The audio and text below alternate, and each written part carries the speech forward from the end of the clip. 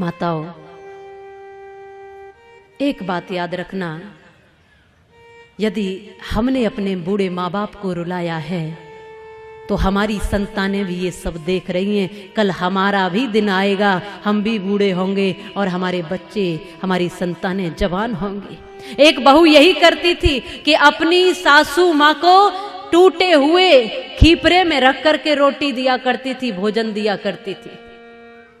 खीपरा जो मटका मिट्टी का होता है, जो फूट जाता है, किसी काम का नहीं होता, उसके टुकड़े से बचते हैं, उस टुकड़े पर ही सूखी सी रोटी रख करके बूढ़ी माँ को दे देती थी। अरे बुढ़ापे में कौन सा इसको घी पिलाए।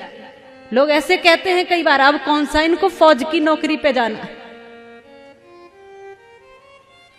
टूटे से खिपरे में रोटी रख करके बूढ़ी सास को दिया करती थी। अब ऐसी रोटी, ऐसा भोजन रूखा सूखा पा करके वो कुछ ही दिनों में बेचारी इस दुनिया से चली गई।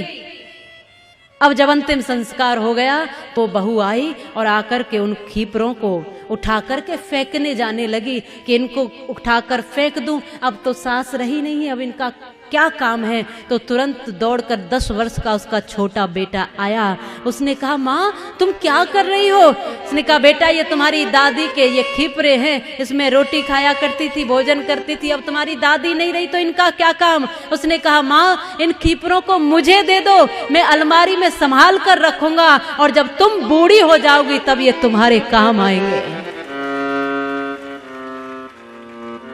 जब तुम बूढ़ी हो जाओगी तब तुम किस में भोजन करोगी? क्योंकि ये छोटा बालक ये नहीं जानता, ये समझता है कि जब बूढ़े हो जाते हैं तो भोजन ऐसे ही मिलता है। आज उसकी आंखें खुली, लेकिन अब आंख खुलने का कोई फायदा न था। अब उनके लिए, उनके बीच में उनकी माँ न थी, वो सास न थी। जब तक समय है, हमारे घर में बुजुर्ग हैं तो समझ लेना सारे तीर्थ हमारे घर में हैं और जितना भर आशीर्वाद लेना है इनसे ले लीजिए। हम माँ चामड़ को निलाने जाते हैं, माँ दुर्गा को प्रसन्न करते हैं, माँ वरदायिनी वर दो। और सच कहूँ तो असली वरदायिनी तो सासू माँ होती है।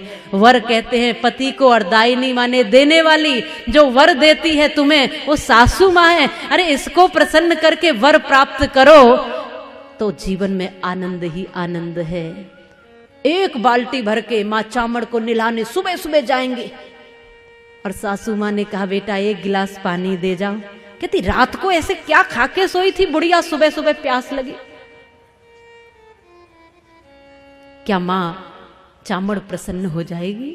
क्या माँ दुर्गा प्रसन्न हो जाएगी? आप सोचो जरा, जब यहां उसको देवी का दर्शन नहीं हुआ तो उस पत्थर की मूर्ति में भी तुझे दर्शन होने वाला नहीं है।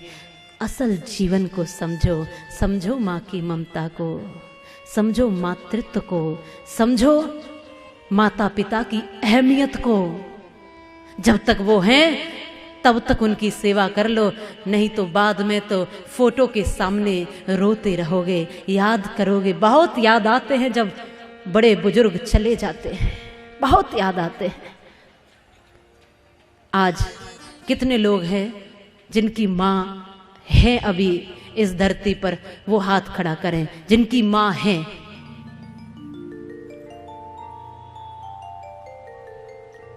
और जिनकी मां नहीं है, जो लोग ऐसा सोचते हैं, जिन्होंने हाथ खड़ा नहीं किया, तो मैं उनसे कहना चाहती हूं, जो ऐसा सोचते हैं कि मेरी माँ इस दुनिया में नहीं है या मेरी माँ नहीं रही है, तो मैं आपसे कहना चाहती हूँ कि माँ जब तक आप हो तब तक आपकी माँ कहीं नहीं जा सकती, कहीं नहीं मर सकती। क्योंकि आपके रूप में माँ ही तो जिंदा है, आपके रूप में माँ ही तो कर्म कर रही है, माँ ही तो बोल रही है। आप क्या हो? माँ का स्वरूप ही तो हो।